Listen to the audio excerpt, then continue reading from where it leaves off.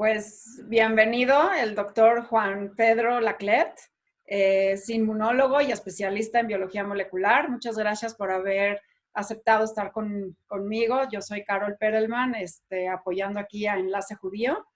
El doctor Juan Pedro es exdirector del Instituto de Investigaciones Biomédicas de la UNAM, también expresidente de la Academia Mexicana de las Ciencias y actual investigador emérito de la UNAM. Así que bienvenido y tenemos muchas preguntas relacionadas con la inmunología que nos gustaría a todos resolver. Es un gusto y estoy a tus órdenes dando mis mejores capacidades. Adelante. Muchas gracias. Juan Pedro, todos nos gustaría saber si quienes tuvieron ya contacto con el virus, con el SARS-CoV-2, si ya tienen inmunidad. ¿Por cuánto tiempo? Quizás es muy temprano para saber, pero ¿qué podemos predecir sabiendo que es un coronavirus similar a los de las gripas que nos dan frecuentemente y similar al SARS y al MERS que ya tenemos un poco más de conocimiento? Como inmunólogo, ¿cómo ves la inmunidad después de una infección? Mira, yo esperaría que sea una respuesta inmunológica más o menos típica, es decir, sí es de esperar que prácticamente todos los seres humanos produzcan una respuesta inmune en contra de este coronavirus. Todavía es demasiado temprano para decir de qué duración, porque en algunos ejemplos de coronavirus también sabemos que la inmunidad llega al año, a los 2 años, y en algunos casos todavía mayor plazo. Pero digamos de que todo paciente que entre en contacto con este virus va a producir una respuesta inmune, eso es un hecho. Ok. Entonces, sobre esta misma línea, ¿se puede alguien reinfectar? ¿Puede existir el caso? Porque parece que hubieron 2 reportes, 2 personas, una en China y una en Europa, que entró en contacto con el virus, luego salió una prueba negativa y después volvió a recaer. Entonces, ¿puede haber una reinfección? Todavía es muy temprano para evaluar la cantidad de información tan impresionante que se está produciendo durante los pasados 3 meses. Todavía tenemos muchas dudas, pero en términos generales lo que sería de esperar es que la respuesta inmune tenga un carácter claramente protector, en tanto que el virus no cambie demasiado. Recuerda que se trata de un virus de RNA. Los virus de RNA tienden a cambiar bastante, el HIV, el H1N1, etc. Afortunadamente, este coronavirus parece tener un mecanismo de corrección de cambios en el momento en que se pasa a DNA y luego se regresa a RNA. Entonces, digamos, cabría esperar un índice de cambio moderado y entonces cabría esperar que las vacunas sean altamente protectoras. Estos casos de reinfecciones todavía hay que evaluarlos con precaución. Yo diría que el común denominador, por lo pronto, sí nos permite esperar el desarrollo de vacunas altamente protectoras. Ojalá que sí. Por ahí la semana pasada o la anterior salió un reporte tratando de entender por qué, además de que cada país ha tomado distintas medidas de mitigación y obviamente tiene diferentes capacidades, sus sistemas de salud, su infraestructura de salud, sí se ha visto una diferencia en los países, en ciertos países, unas diferencias importantes en sus números, sus estadísticas, incluso su efectividad y su letalidad.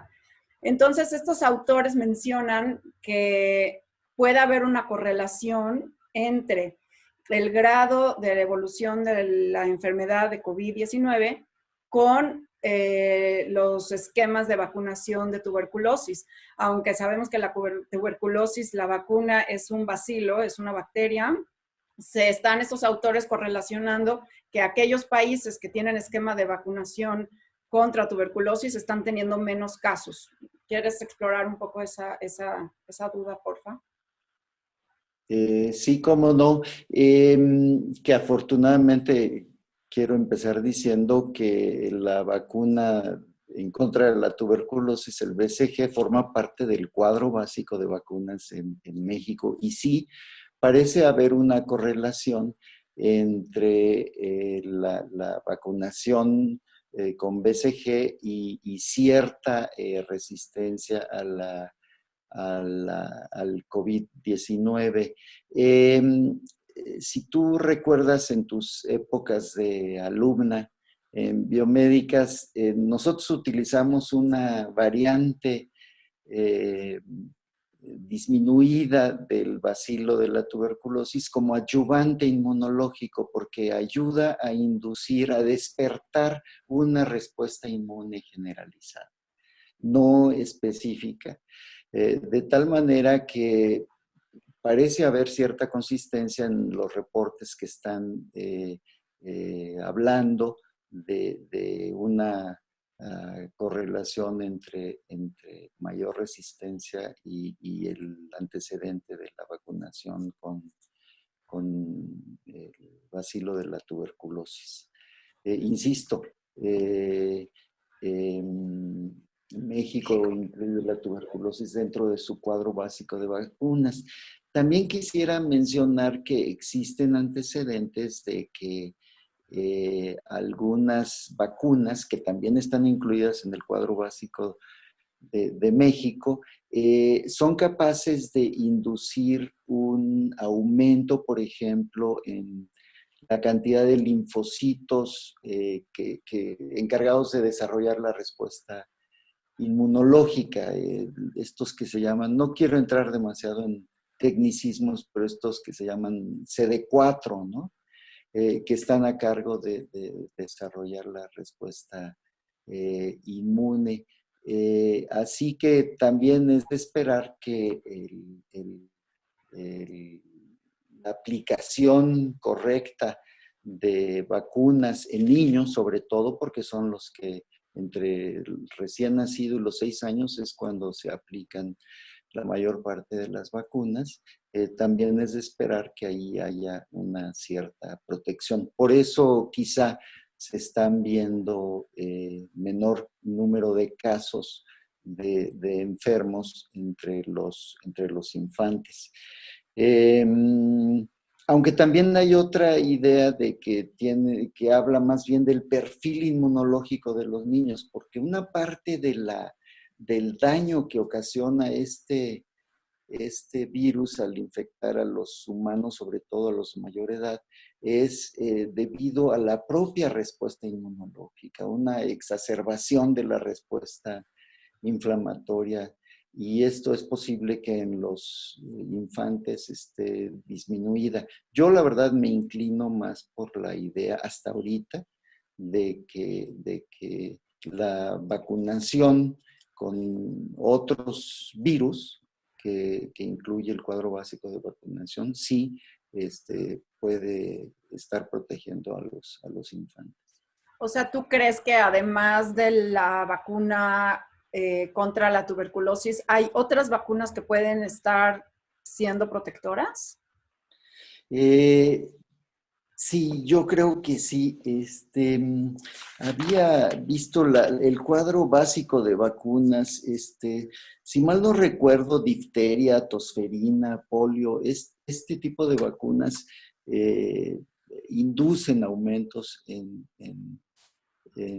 células CD4, de tal manera que esto puede favorecer al paciente que entra en contacto con el COVID-19. Pues eso es de gran esperanza entonces para nuestro país, que aunado, y mi siguiente pregunta viene más a tema de costumbres y de cómo somos los mexicanos, que nos encanta echarnos el taco en la esquina y los esquites y los raspados afuera de todos lados. Entonces, ¿cómo está ese tema de nuestros hábitos, quizás más en contacto con microorganismos?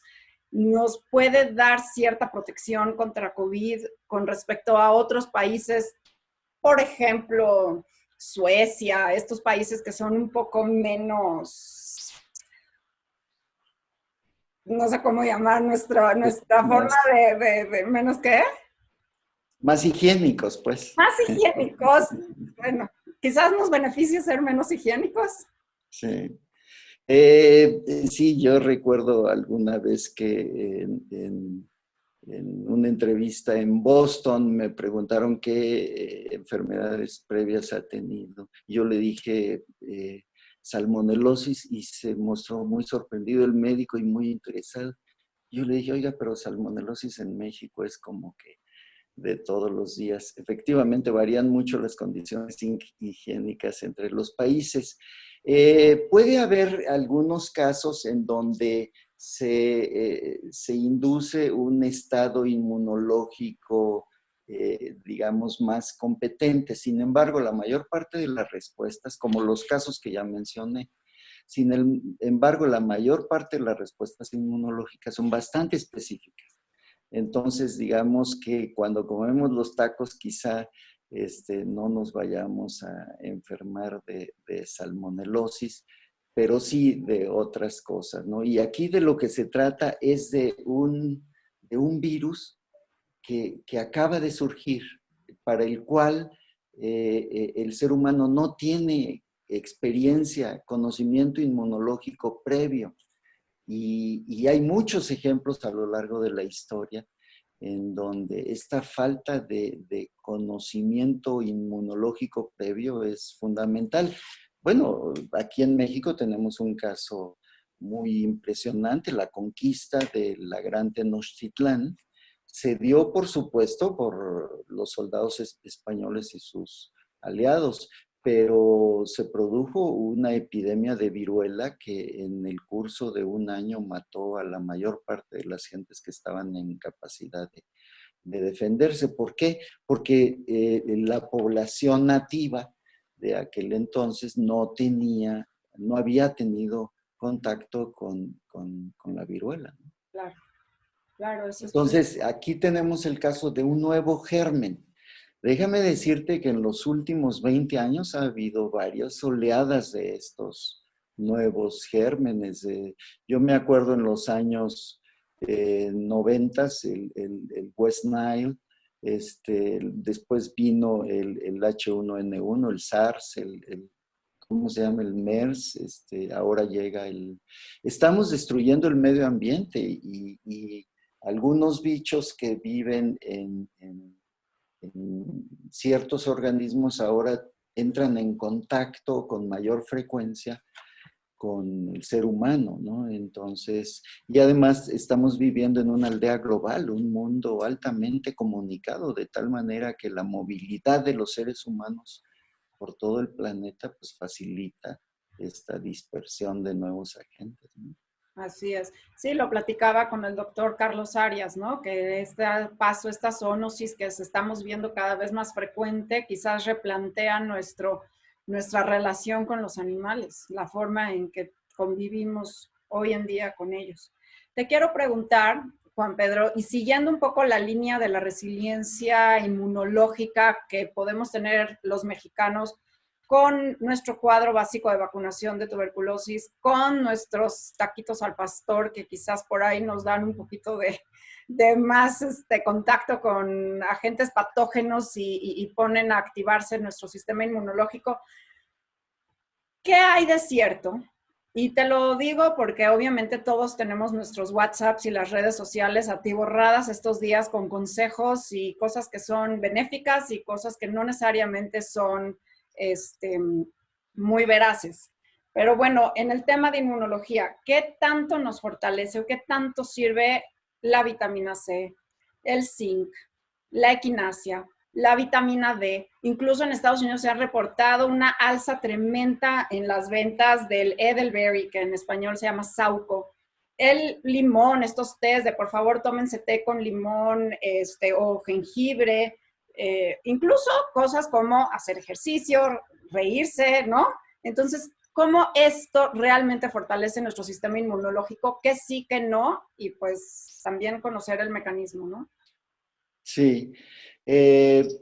Podría comenzar diciendo en sentido contrario, si tenemos alguna deficiencia que afecte al sistema inmune, pues vamos a tener problemas para desarrollar una respuesta inmunológica adecuada.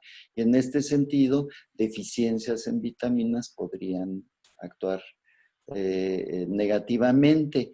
De la vitamina D se habla de que es un potenciador de la respuesta inmunológica. La vitamina C, si recuerdas, Linus Pauling, el premio Nobel de bioquímica, tomaba varios miligramos de vitamina C para evitar la gripa y después se ha debilitado bastante la evidencia al respecto. Pero, digamos, a mí sí me parece recomendable procurar evitar deficiencias en vitaminas. Yo hasta me traje mi frasquito de vitaminas. Yo tomo todos los días una vitamina, esta es para mayores de 50 años y tiene alrededor de 1000 unidades internacionales de vitamina D. Me parece que también crear expectativas en cosas que no están suficientemente bien probadas puede no ser útil e incluso peligroso. Recordemos hace unas cuantas semanas cuando se corrió el rumor de que la cloroquina permitía prevenir el coronavirus y resultó que hubo individuos que se intoxicaron tomando. Entonces hay que tener cuidado con este tipo de indicaciones. Sin embargo, un complemento vitamínico a nadie le cae mal. Yo tomo mi complemento vitamínico desde hace más de 10 años. El zinc, específicamente el zinc, se ha visto que junto con la hidroxicloroquina ayuda, y el zinc lo hemos visto cada vez más adicionado a los vitamínicos recomendados para una gripa normal en épocas invernales. ¿El zinc sí tiene, específicamente el zinc, un efecto protector? Tiene un efecto protector, pero insisto, lo que hay que evitar es la deficiencia de zinc, pero me parece que el zinc per se no nos va a proteger. Yo prefiero que se desarrolle a la brevedad una vacuna o drogas antivirales eficaces que confiarme en este tipo de cuestiones, ¿no? Pues ya que abriste el tema, ¿qué se está haciendo en México? ¿Qué estamos haciendo en nuestras instituciones académicas, en nuestros centros de investigación con el contexto del coronavirus? Me encantaría saber qué está haciendo la ciencia mexicana. Hay distintos esfuerzos, desde participar en el diagnóstico. Mencionaste hace un momento a Carlos Arias. Carlos Arias ha creado una red de diagnóstico que le dé servicio en primera instancia a todos los trabajadores de la UNAM. Recordemos que la UNAM tiene alrededor de 500,000 de trabajadores entre académicos, administrativos y estudiantes.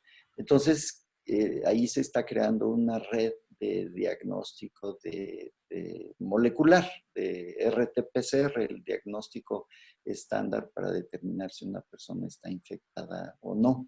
Pero también hay otras gentes que están desarrollando modelos matemáticos. Por ejemplo, ya hay una predicción de cuándo van a llegar los picos de máxima transmisión y a partir de cuándo va a... hay gente también trabajando en la UNAM. Ahí habemos grupos que nos hemos organizado para hacer propuestas, en particular y liderados por la doctora Eda Schuto, también de mi Instituto de Biomédicas. Hemos sometido una propuesta al CONACYT que consiste en 3 objetivos. Primero, desarrollar un medio económico y rápido de diagnóstico molecular, que sea un sustituto del actual, que el actual depende mucho de las empresas que fabrican y de la disponibilidad de estos reactivos, ¿no? Entonces, nosotros queremos desarrollar nuestro propio método. para el tipo de cosas que hacemos en nuestros laboratorios, esto es absolutamente posible, hacerlo en unas cuantas semanas. También queremos desarrollar un diagnóstico inmunológico porque una vez que pase esta emergencia, no quiere decir que el 100% de la población ya entró en contacto. Pueden venir oleadas subsecuentes y es muy importante que nosotros tengamos herramientas para evaluar el estatus inmunológico de la población.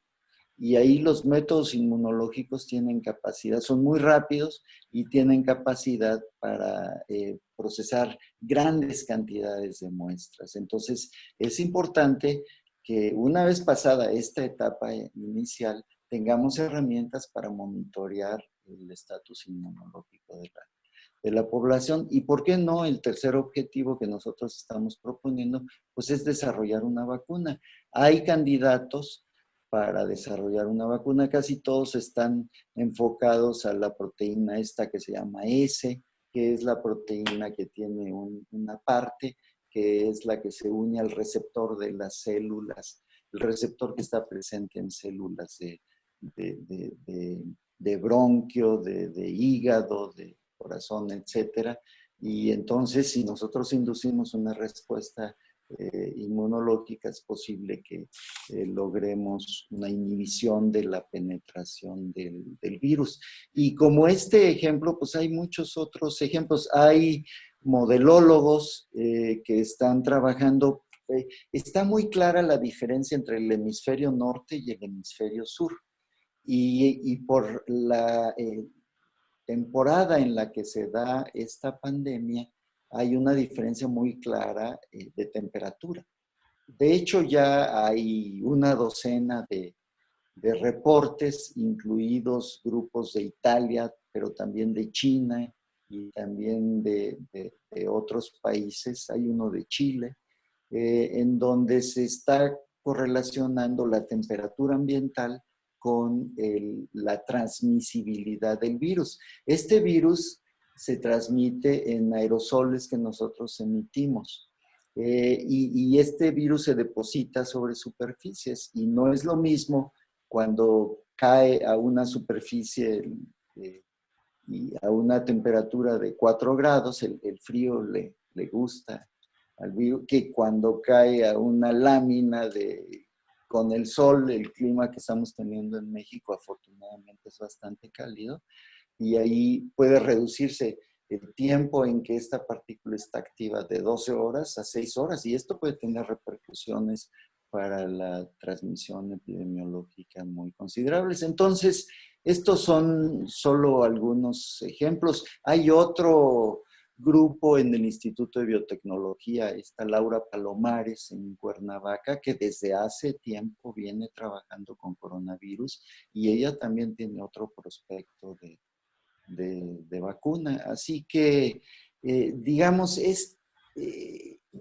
esta emergencia nos hace ver que la ciencia es útil, que es muy importante tener gente que entienda lo que está sucediendo, porque mucho me temo que nuestros políticos no son los mejor informados en este tipo de temas y que las decisiones que se toman deseablemente deben de estar sustentadas en conocimientos sólidos, en bases técnicas. Quiero decir que tenemos un sector salud altamente profesional. Yo siempre he dicho que el sector salud, la Secretaría de Salud de México es la secretaría posiblemente más profesional del gobierno. Entonces, y ahí hay grupos de epidemiólogos que están tomando decisiones, creo yo que bastante razonables, pero esta emergencia nos hace ver la importancia del conocimiento, la importancia de la ciencia, la tecnología y la innovación para un país, ¿no? Pues me emociona muchísimo como mexicana saber que hay proyectos serios y proyectos ambiciosos y proyectos sólidos de investigación que puedan hacernos algo propio, porque estaba yo escuchando una entrevista a uno de las personas que están desarrollando vacunas, obviamente esta era una entrevista hecha no recuerdo de qué compañía, pero sí no era mexicana, y la prioridad cuando el día que salga la vacuna, pues aunque dicen que será para el mundo completo, pues uno quiere pensar que la prioridad quizás va a ser para el país local, para los trabajadores de salud que están más expuestos locales, para las poblaciones que están en riesgo locales. Me emociona mucho que México esté trabajando y esperemos que CONACYT apruebe las propuestas y los 3 objetivos del trabajo que tienen planteado de biomédicas, del Instituto de Investigaciones Biomédicas y de todos los demás proyectos de ciencia que se estén encaminando a fortalecer la ciencia en México, porque sí tenemos aunque joven, ¿no? Tenemos un vasto equipo de académicos, de investigadores, de primer nivel para llevar a cabo investigaciones importantes y más con esta emergencia. ¿Qué te puedo decir? Un comentario muy breve. Yo estoy convencido de que los países se desarrollan cuando tienen una población educada. La educación es fundamental. La educación hace mejores individuos, mejores seres humanos. Y también cuando esos países tienen comunidades que generan nuevos conocimientos, que generan nuevas aplicaciones, que se reflejan en impacto en las capacidades de las empresas, ¿no? Entonces, educación, ciencia, tecnología e innovación son fundamentales para el desarrollo de un país. Así es, y me parece que en este contexto que estamos viviendo, no nada más nuestras autoridades, sino la población en general va a entender la importancia de que todo esto que platicas esté bien engranado, ¿no? Así es. Estabas hablando de los niños, y respecto a los niños hay algo bien interesante, en especial 2 temas me gustaría que me platiques. La primera, el tema de la transmisión del coronavirus in útero, o sea, hay estudios todavía muy preliminares respecto a que una mamá embarazada, si se infecta de coronavirus, lo pasa o no al bebé. Y el tema también de los niños, que estabas platicando de cómo los niños se han visto menos casos en niños, pero la Organización Mundial de la Salud hace 1 o 2 días dijo que están empezando a haber más casos graves juveniles, en especial en Estados Unidos, porque en China no reportó casi jóvenes con casos leves o graves. Y en cambio en Estados Unidos sí están empezando a ver una cierta tendencia en jóvenes. Entonces, hablar quizás lo que se sabe de mujeres embarazadas y los bebés y los jóvenes. Sí, la información de China se está poniendo cada vez más en duda, ¿no? Me parece que la información que se está obteniendo actualmente de Europa, de Estados Unidos, puede ser una información más transparente, ¿no? Sin embargo, hay varios reportes de estudios hechos en China que hablan de la relativa susceptibilidad que tienen las mujeres embarazadas de contraer la enfermedad. Déjame decirte que cuando ocurre el embarazo, digamos, dentro del cuerpo de la mujer se da un organismo que, aunque tiene molecularmente similitudes con la madre, pero también tiene diferencias. Entonces, se da un estado en la madre, un estado de disminución inmunológica para proteger al bebé. Entonces, y esta susceptibilidad incrementada de las mujeres embarazadas se manifiesta en varias otras ejemplos de enfermedades y de infecciones. Ahora, los artículos que yo conozco, pero en este boom de información que está surgiendo, mencionaba 2.600 artículos en 2 meses, todavía no he tenido tiempo de revisarlos, pero hasta ahorita hablan de que no ocurre la transmisión vertical, de que el virus no se está pasando a través de la cordón umbilical y la placenta, ¿no? Pero Pero las esto es inmunoglobulinas demasiado temprano. y las inmuno... A ver, platícanos un poco, me voy a salir un poco de esta pregunta y voy a pasar a una que viene después, pero quizás para reforzar la respuesta. Explícanos un poco, me voy a saltar la pregunta con tu permiso. Sí, Eh, cómo no. ¿Cuál es la respuesta habitual inmunológica cuando el virus entra al organismo y entonces se desencadena? Que tú estabas empezando a hablar de los linfocitos, ahorita me gustaría que me platiques de las inmunoglobulinas, todo este mecanismo, para luego acabar platicando si pasa de la placenta, las IgMs, IgGs, etc. Sí, bueno, ahí hay bastante diversidad, ¿no? En general, de un ejemplo de infección a otro ejemplo de infección, ¿no? Pero en general se requiere de una respuesta celular, de, específica celular para controlar la transmisión de los virus de una célula a otra célula. El virus, en el momento en que penetra una célula, se apodera de la maquinaria biosintética de esa célula, la aprovecha en su beneficio, se produce muchas copias de sí mismo hasta que esa célula es destruida y entonces se liberan nuevas partículas virales, ¿no? Entonces la respuesta inmune lo que hace es controlar esa transmisión y participa muy importantemente en la respuesta inmune O sea, los celular. linfocitos, los Mm, linfocitos. sí. Entonces, el tema del embarazo, insisto, todavía no estoy suficientemente familiarizado, pero hasta donde he visto, parece no ocurrir transmisión vertical, que en algunos otros infecciones sí ocurre transmisión de la madre al bebé. Hasta aquí esperemos que eso no se esté dando. ¿Y algún comentario respecto a los jóvenes? Las infecciones se están dando en jóvenes. Ahora, el porcentaje, si mal no recuerdo, por debajo de los 50 años es bastante pequeño. Si mal no recuerdo, el número de casos por debajo de los 50 años es por ahí del 15%. Entonces, sí es una enfermedad que afecta mucho más a los mayores. Ahora,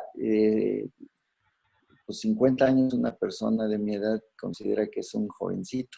Entonces, sí hay una población afectada considerable, ¿no? Parece ser, como hablábamos hace un momento, que conforme disminuye la edad, el riesgo disminuye considerablemente. Si hablamos de 1% de casos fatales para adultos, posiblemente si tomamos en cuenta toda la subdiagnóstico que se estima que ocurre en distintos países, pues posiblemente en el caso de niños menores a 6 años estamos hablando de un porcentaje de 0.001, mientras que en una persona de 50 años estamos hablando de 0.5 y en una persona de 70 años estamos hablando de un 1%.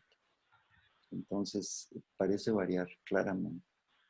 Algunos países como Corea del Sur, Singapur, evidentemente ahorita China, están comenzando a hacer estas pruebas donde se busca la inmunidad, saber si lo tuve o no lo tuve. Incluso aquí en México. Aquí en México ya hay gente que dice quizás lo tuve, quizás no lo tuve. Vale la pena hacer, qué buscan estas pruebas y cómo se hacen estas pruebas para saber si ya lo tuvimos. La importancia quizás de saber si ya lo tuvimos es porque podemos ya regresar a hacer nuestra vida normal o no. Así es. Esto tiene que ver con estar ya mirando a las etapas subsecuentes. O sea, después de esta primera oleada, lo que yo me refería anteriormente con evaluar el estatus inmunológico de la población.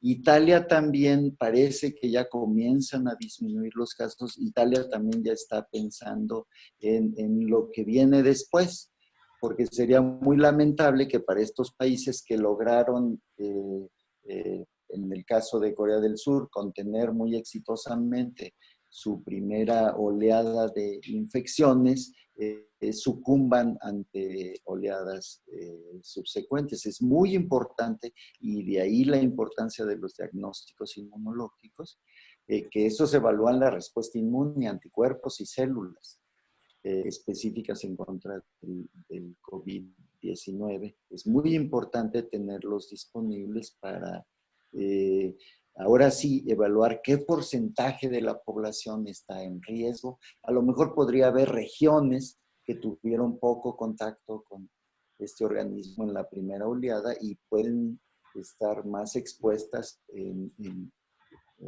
brotes subsecuentes, ¿no? Dime algo, como una idea teórica. Sabemos que entre menor la carga viral, la persona cursa una enfermedad más benigna. Es decir, una persona que está en contacto con mucho más virus, como lo es, por ejemplo, la gente de salud, puede ser que enferme de una forma más, con síntomas más severos que una persona que tuvo una carga viral mucho más pequeña. ¿Sería viable quizás ir a esas regiones que no han estado en contacto con el virus, previniendo esta segunda oleada, haciendo que se contacten con una pequeña dosis de virus para que creen una ligera inmunidad antes de que llegue la vacuna aprobada?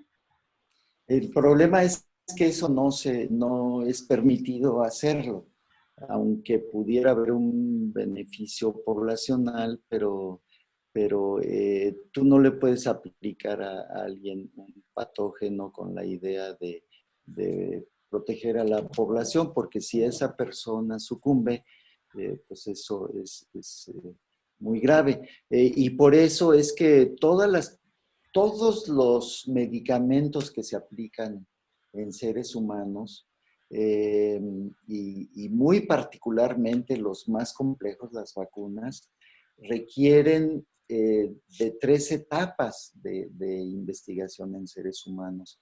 La fase 1, que es una fase de toxicología, o sea, que el tratamiento que se le aplica no vaya a producir algún daño. La fase 2, que es un equivalente de un tratamiento paralelo a lo mejor que se tenga. Y ya la fase 3 es un tratamiento para probar la verdadera capacidad protectora de la vacuna o de...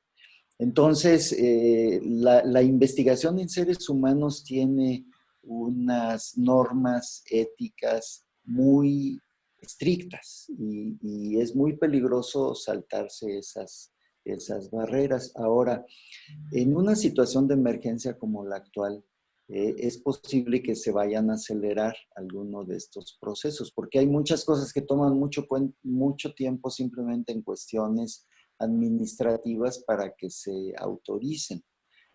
Pero de todos modos es necesario que hagamos las pruebas en orden y por eso es que se habla de que la vacuna pues no va a estar lista en menos de 6 meses. Sí, sí, y que siguen meses, digamos diciembre por ahí, ¿no? Están diciendo. Por ahí, sí. Pero, por ejemplo, esta idea, estaba yo leyendo un artículo editorial de una persona que decía, ¿por qué no hacemos fiestas controladas?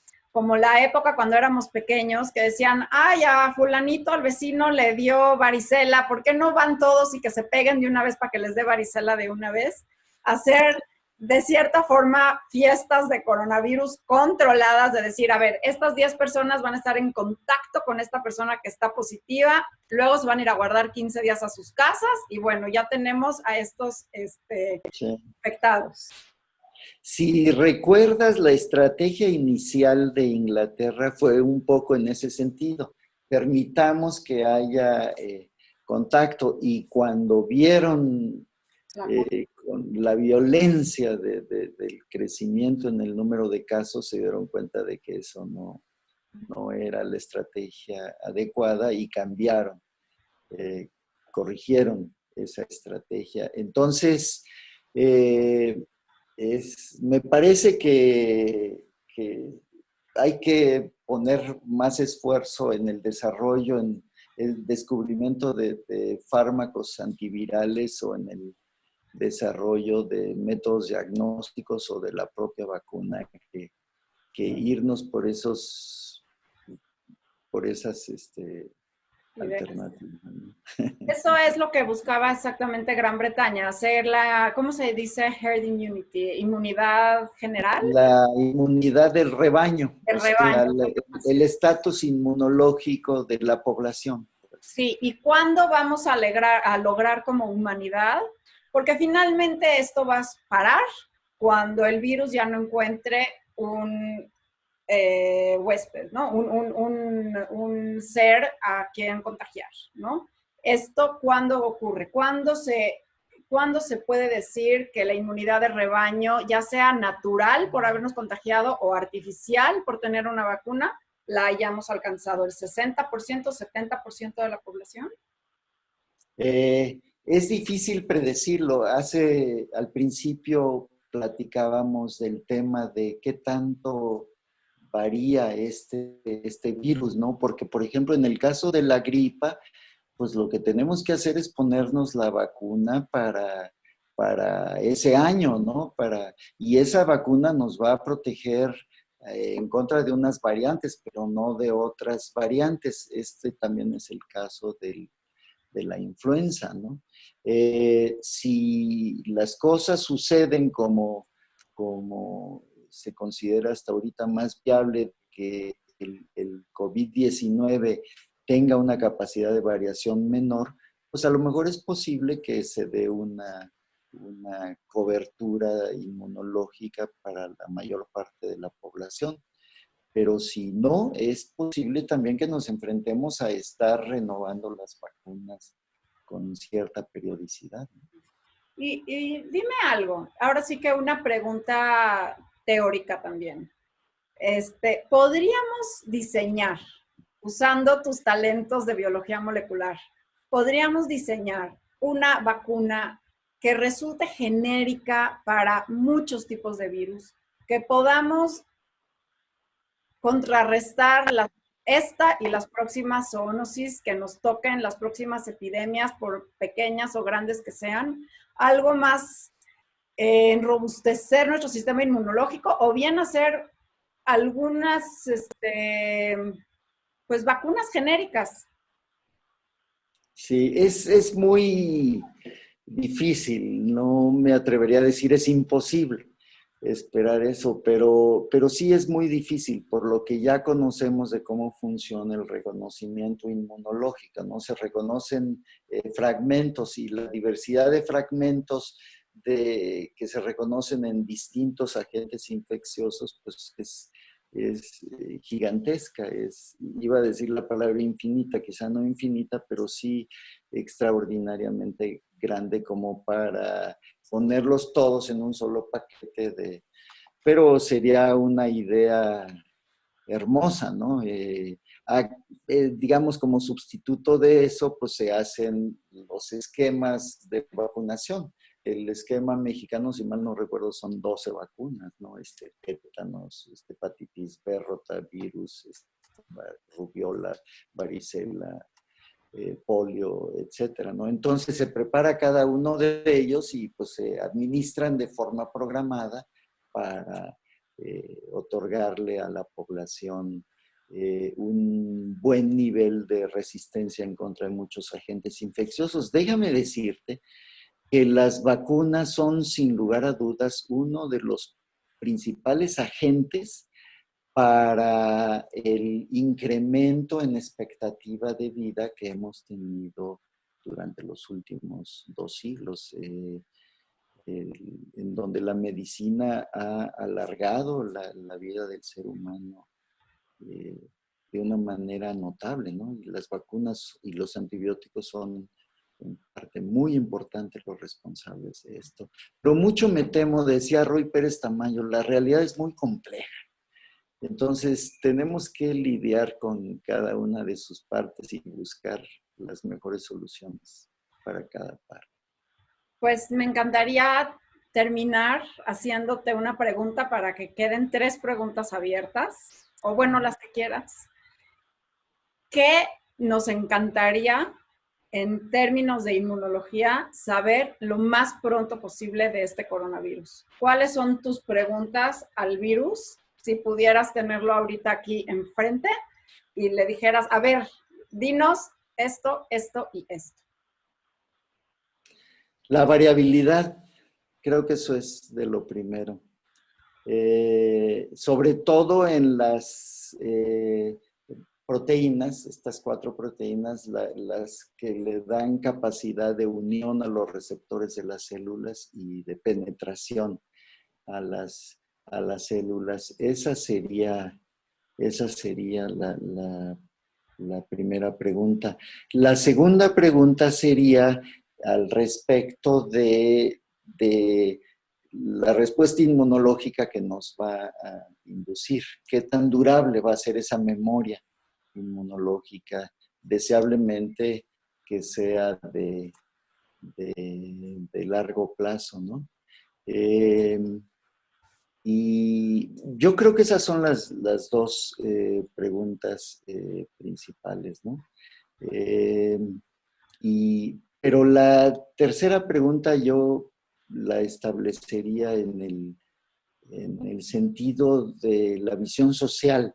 Ojalá que todas estas herramientas que se desarrollen para el control del coronavirus tengan acceso a los sectores más desprotegidos de la población, porque muchas cosas de nuevos tratamientos tienen un acceso social muy limitado. Entonces, la tercera objetivo o pregunta que a mí me gustaría lograr a través de esta experiencia es que esto se aplique para toda la población, al menos en nuestro querido México, ¿no? Sabemos que todo esto es muy nuevo, ¿no? Hace 4 meses ni sabíamos que íbamos a estar en medio de esta pandemia, pero evidentemente le toca a la ciencia tomar el micrófono y te agradezco mucho tu tiempo. Así es, y un saludo muy afectuoso a la comunidad judía mexicana, De tu tan parte, importante. de tu parte.